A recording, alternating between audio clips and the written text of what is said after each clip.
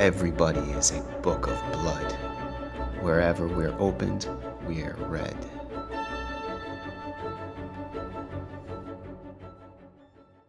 A housewife gets mummified and entombed reverentially in the wall. A panther with the tail of a rattlesnake roams the forest to do the devil's dirty work. And the earth is an egg ready to hatch a demon worm. This is 1984, the year in horror. Whatever you do, don't fall asleep. Hello and welcome to part 5 of my 10-part retrospective of horror from the 1980s, where I go year to year, I select 3 titles and read them with fresh eyes, then I report back to you with my honest opinions. Was 1984 a good year for horror? I don't know. At that time, my main concern was whether Cindy Fleming was impressed enough with my new Swatch watch to go to the roller skating rink with me despite the tear in my parachute pants. Frankly, I had too much on my mind to take a notice of horror. But decades later, I am curious, and now I don't care at all what Cindy Fleming thinks of my accessories. So I'm going to take some time, do some reflection, do some reading, and find out what was going on in the world of horror in 1984. If you're new to this channel, thank you for stopping by. I hope you enjoy the content and I hope you consider subscribing. I do appreciate the support. Now I'm going to turn things over to the great Russian/German composer Alfred Schnittke for a short intro sequence featuring some cool book covers of horror books that were put out in 1984. See if you can guess which 3 I read. I'll give you a hint. Think The Death of a Pop Star, his burial rites, and the eulogy. Enjoy the montage. I'll see you on the other side to talk about the greatest year in the history of horror.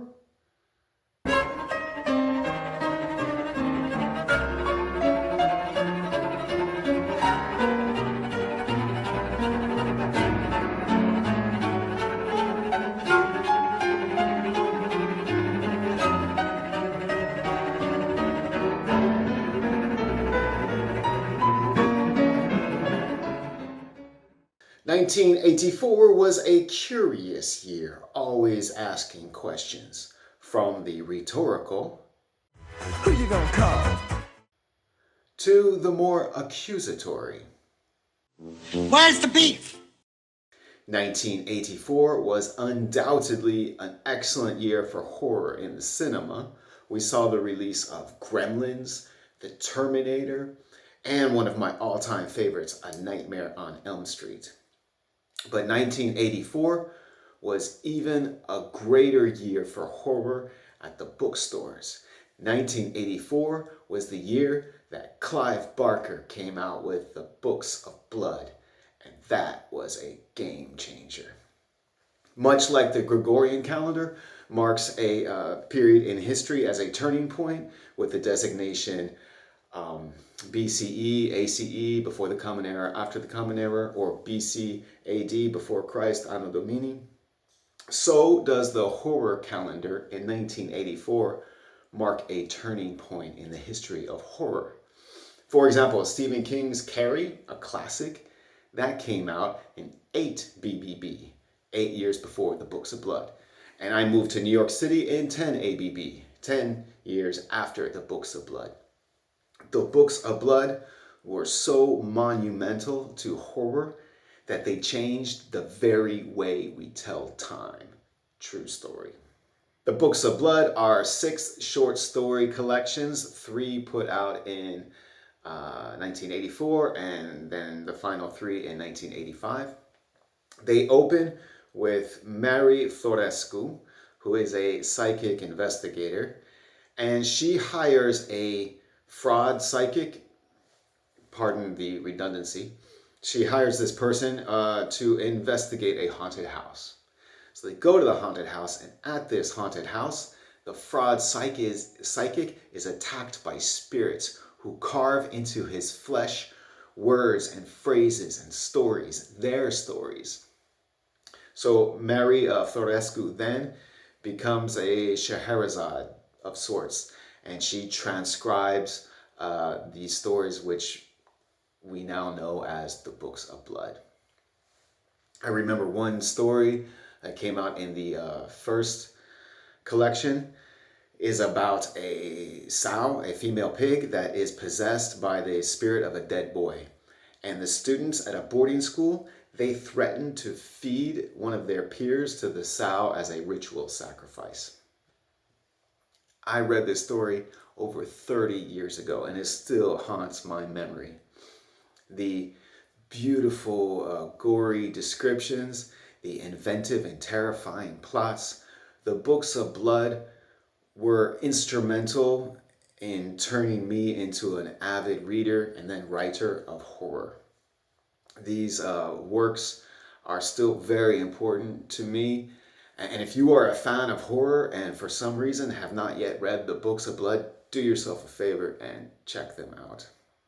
But in the year of the Books of Blood, or 1 ABB as it's more commonly known, what was the scene like for horror novels?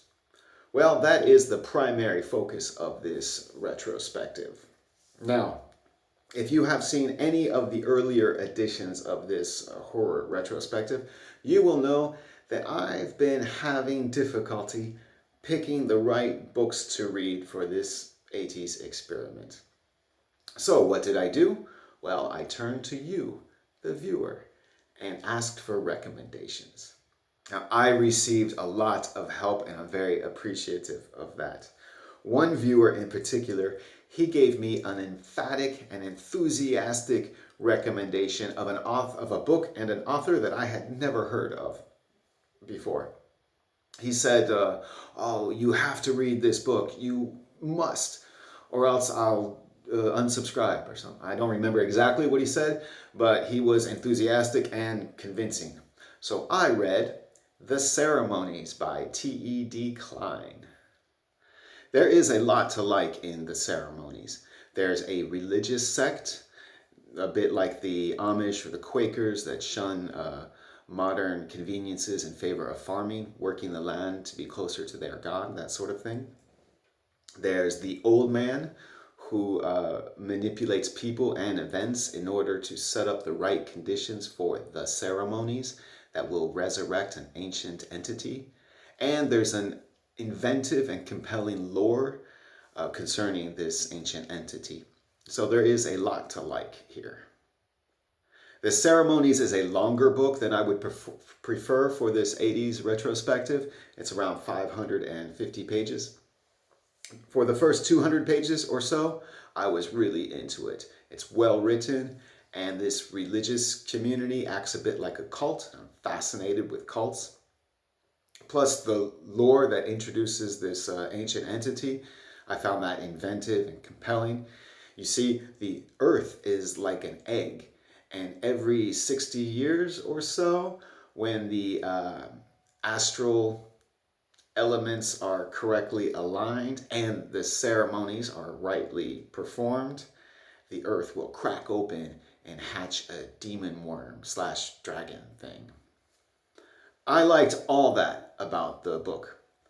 However, where I did struggle a bit was with the central characters. And here my opinions are going to get a bit weird. You see, this central character is a university professor from New York City, and he rents a cabin, more like a shed, in this religious community from a young couple. He is essentially their boarder or their guest, and he wants to sublet his flat in New York to make some money and prepare his lessons for the school year at the end of the summer. Now, the writer, T.E.D. Klein, he decides to introduce some sexual tension between this boarder, this university professor, and the farmer's wife, which is great. The sexual tension is welcomed. Nice element. However, the university professor is described in a very unflattering way. Like, he's described as flabby-fleshed and weak and unkempt. And the old man, the master of the ceremonies, or more like the event planner for the ceremonies. He manipulates things so that this prudish librarian makes the acquaintance of this slob university professor.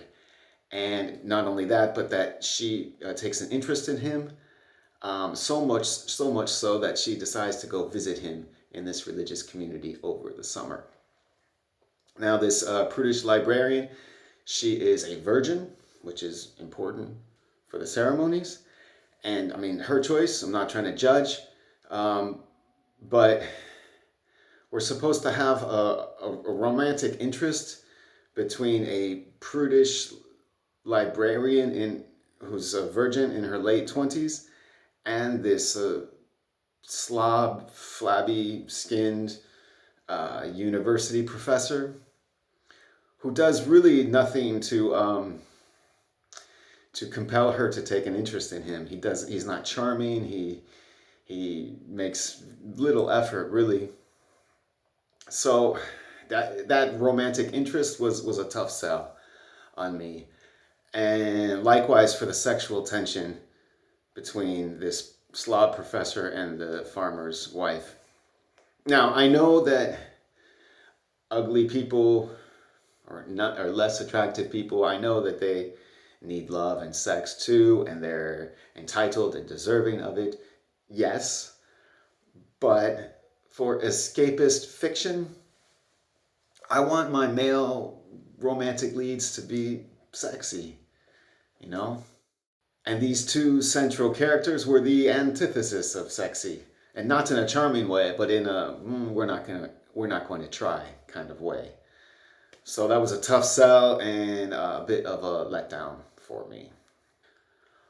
Also, and minor rant warning here, I discovered something about myself while reading this book, a strange discovery. Apparently, I am a food snob. I did not know that. I thought I had a normal, reasonable relationship with food, but no, turns out I am a pretentious French chauvinist. Pardon, again, the redundancy. But it turns out that, yeah, I'm a food snob, because in this book, the boarder, this slob professor, he takes his meals with the young couple, the farmer and his wife. And after every meal, the farmer's wife, she serves pie. It's not a holiday, it's nobody's birthday, it's just a regular day, a regular meal, and she serves pie. Do you realize how much sugar is in a slice of pie? It's essentially breaded butter stuffed with sugar. And often, this slob, flabby-skinned professor, he'll take a large slice of pie, and sometimes he'll even take 2 slices of this breaded butter stuffed with sugar. After greasy pork chops and corn. Like not corn sprinkled in a salad, but like, I don't know, a bowl of corn. And then 2 pieces of breaded butter stuffed with sugar, which is not helping him be more attractive to the farmer's wife or to his romantic interest. Also, the characters, they frequently drink milk. And they're adults, right? And they're not cows, but they'll like glasses of milk. Now, I know this is supposed to be horror, but the blood and gore, the dismemberment and rotting corpses, I can deal with all that. But pie and corn and glasses of milk, that's just a bit disgusting. I don't need that in my horror. There's good tension in this story. While the professor is renting this cabin, the religious community, they don't like strangers. So they're a bit suspicious of him, and they're antagonistic towards the farmer and his wife for renting out their cabin to a stranger. So as unusual natural events start to occur, such as failing crops or increased sightings of snakes and bugs, As these occurrences mount, so does their suspicions and their animosity, as does the tension in this story. And all that is done really well, I thought. The middle section of this book, the build-up, in my opinion, probably went on too long. I think I would have preferred a shorter, tighter version of this story. Cut out all those gross dinner scenes, give me sexier leads, and shorten the middle section, and I probably would be giving this book 5 stars. As is, I give it high marks for inventiveness and for the lore of the horror, but less than high marks for its central characters and its pacing. Now, because I did like this book, yet I can't give it 5 stars, I do want to read for you an excerpt from a 5-star review that I think is fair. The Ceremonies is a slow-burn gothic horror novel set mostly in rural America and features an out-of-shape city slicker renting a renovated chicken coop on a young couple's farm. The couple belongs to a hardcore xenophobic religious community and don't want to see any frisky shenanigans happening on their property. The city guy assures them he's just there to chew bubblegum and read gothic horror, and he's all out of bubblegum. However, dark forces in the universe have other plans, as the romantic interest of the city fella is drawn to the small community and comes to visit her blushing dad bod beau. What's the worst that could happen?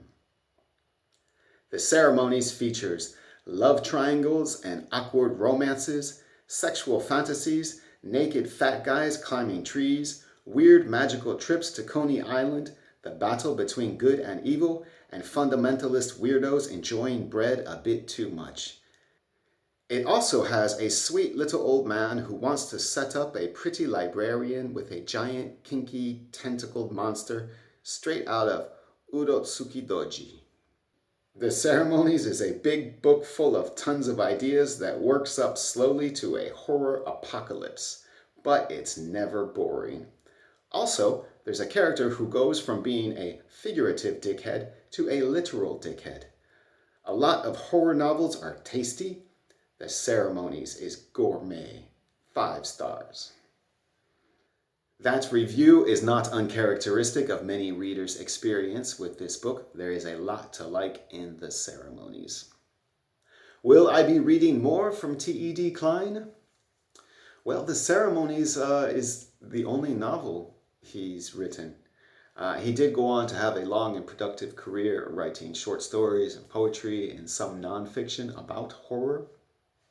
And I do appreciate the inventiveness he brought to horror in The Ceremonies.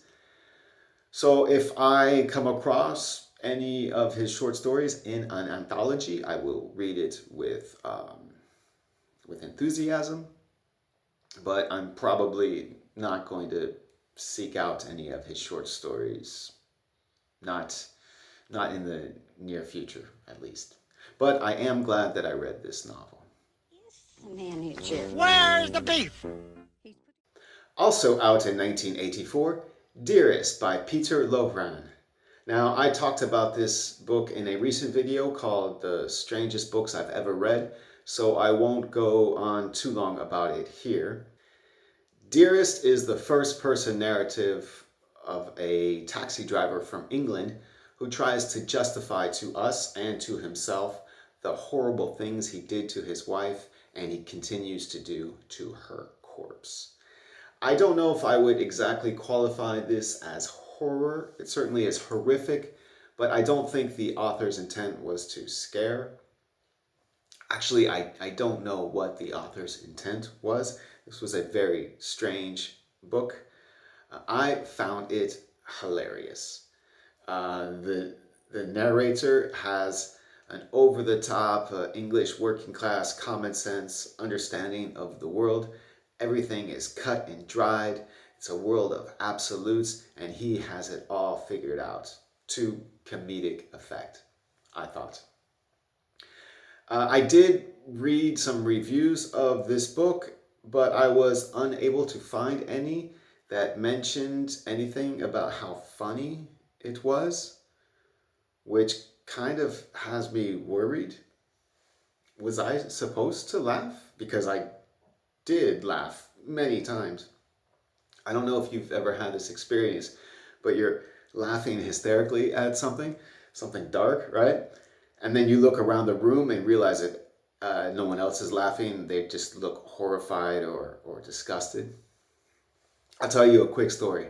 I was at a university. I'm a university student studying music composition, music theory, orchestration, that sort of thing. And I'm taking a class called Dramaturgy in Opera, something to that effect, about storytelling techniques in opera. So the teacher, this is the first week of class, right? And the teacher plays us an excerpt from an obscure contemporary opera. And he tells us, as a preamble, he says, I'm not going to tell you anything about this aria. I'm not going to tell you what language it's in. I'm not going to tell you who the composer is. I'm just going to play you this aria, and we'll talk about it after. So he plays us this excerpt of this aria, and then he asks us if we'd like to venture a guess as to what it's about, or what is going on stage while this man is singing his opera, his aria. So I raise my hand. I want to contribute. I'm a good student, right? Teacher calls on me, and I share that I heard words like slashing and cutting, possibly eviscerating. So I'm guessing that there's some kind of extreme violence going on. Either the character is brutally killing someone, or he's telling us about how he brutally killed someone. Valid theory, I think.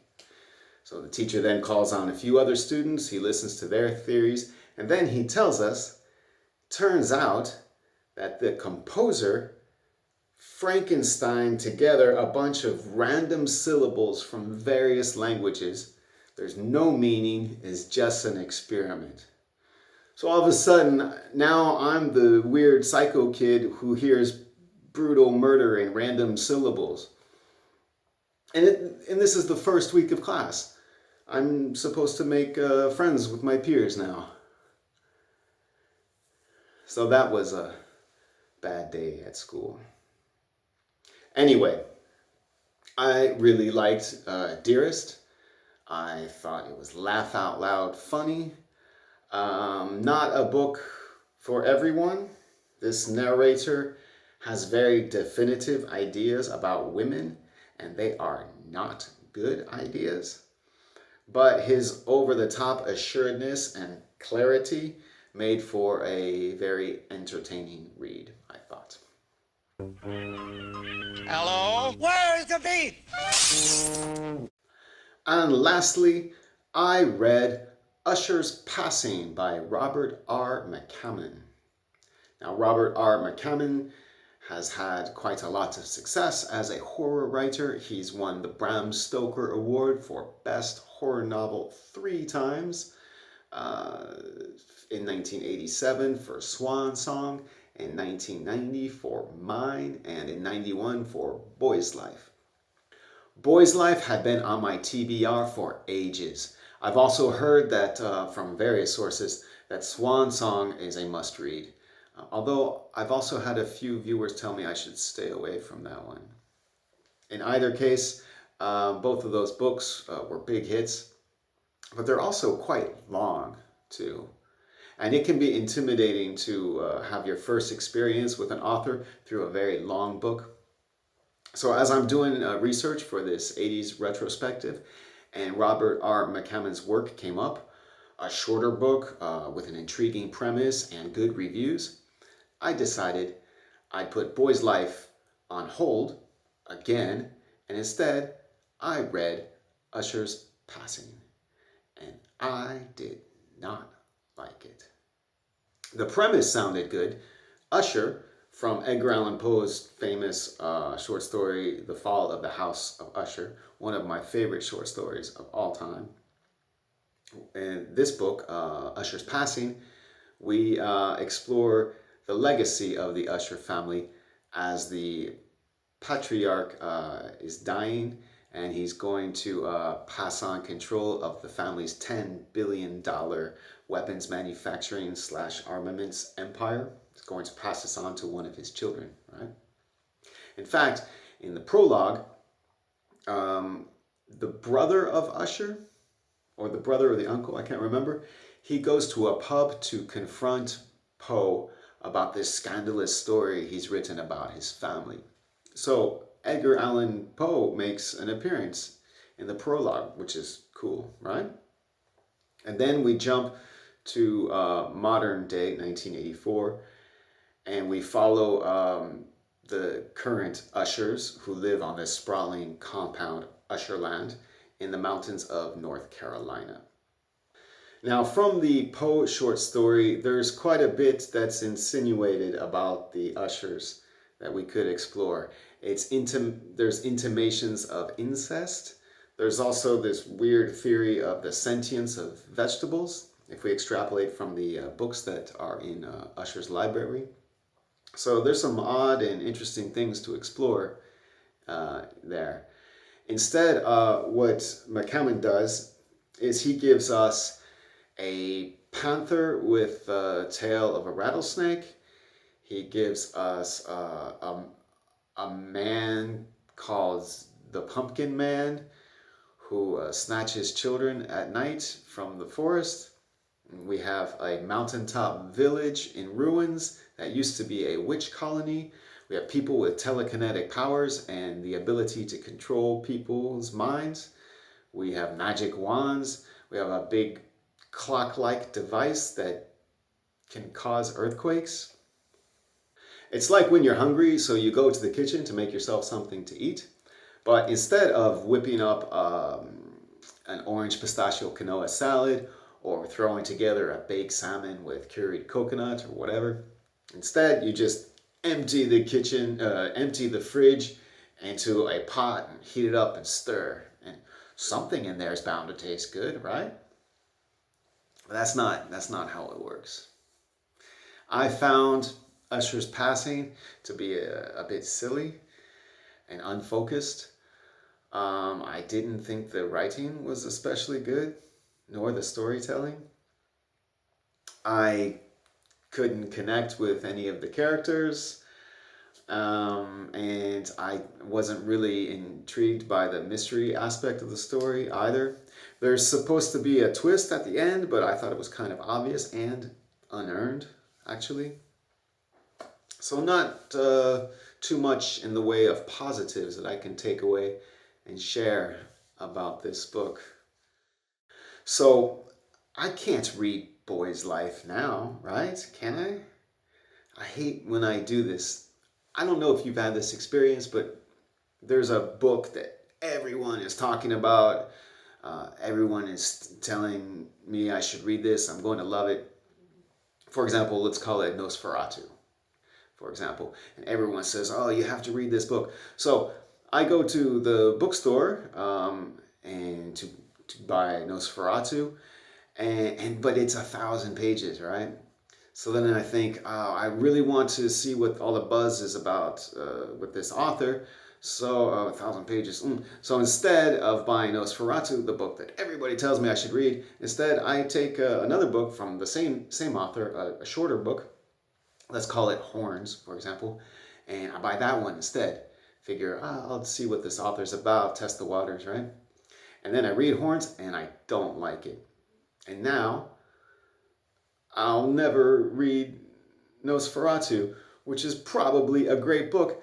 Of course it is. That's why everyone's telling me to read it. But if I have a bad experience with an author, it's, especially my first experience with the author, if it's not good, it's rare, highly unlikely that I will give that author a second chance. Do you ever have this experience? Are you a forgiving reader? Are you willing to give an author a second chance if the first experience is not good. I rarely give an author a second chance. So maybe I spared myself having to discover that Robert R. McCammon is not the author for me, and I learned that lesson without having to read 650 pages of Boy's Life or 1,000 pages of Swan Song. Instead, I learned that lesson from 400 pages of Usher's Passing. Or maybe I just chose the wrong book as an introduction to this author. I don't know. I'll never find out.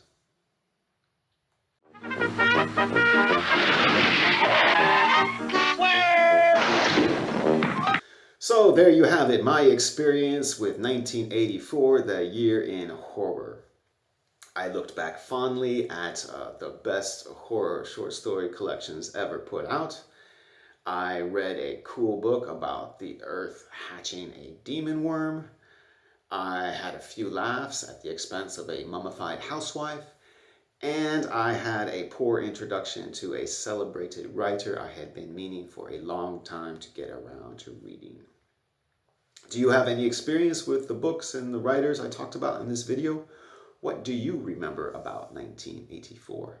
And if you've made it this far and you are not a subscriber, consider hitting that subscribe button. I don't rant about pies in all my videos. Okay, that was a one-off.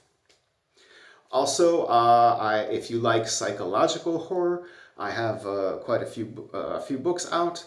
Buy yourself a copy, enjoy it, and leave a review. That's always greatly appreciated.